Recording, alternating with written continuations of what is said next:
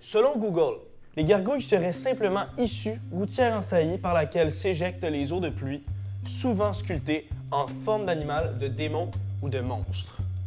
Les gargouilles, c'est beaucoup plus que ça. Je m'appelle Vladimir, j'ai 18 ans et je suis militant et porte-parole des gargouilles depuis maintenant 2016.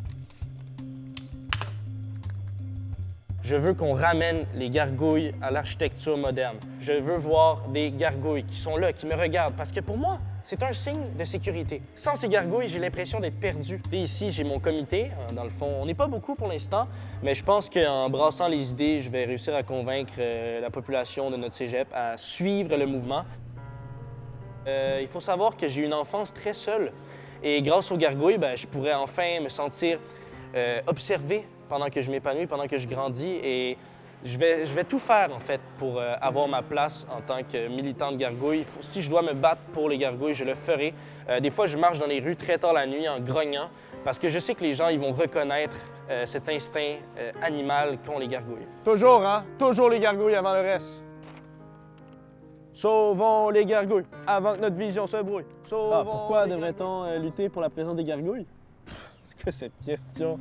Hey, c'est évident. Tout d'abord, c'est esthétique. D'aller voir au sommet de nos bâtiments nous amène un réconfort parce que ça éloigne les ondes négatives.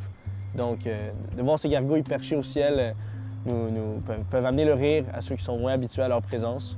Mais ça peut aussi repousser les personnes mal intentionnées. C'est ça une gargouille. C'est eux autres qu'on veut sauver. Mais plus tard dans la vie, c'est eux qui nous sauveront. Quand ça a commencé, il faut savoir que j'étais assez petit. J'étais très, très jeune, en fait, quand la passion des gargouilles m'a enveloppé pour le restant de ma vie. Donc, on a une belle architecture de façade en banlieue de Montréal. Vous êtes d'accord avec moi que c'est dégueulasse, right? On voit toutes les gouttières qui coulent de la maison, comme si la maison elle-même est en train de pleurer. Tu trouves pas ça dégueulasse? Si j'ai réussi à rallier beaucoup de monde à ma cause, Levez votre main, là, ceux qui sont d'accord, là. Assumez-vous! Ouvrez vos ailes! On est ensemble! Ouais, lentement mais sûrement, OK? Lentement, mais j'ai le sentiment qu'un jour, notre monde va se réveiller puis ils vont s'accrocher aux vraies valeurs du monde.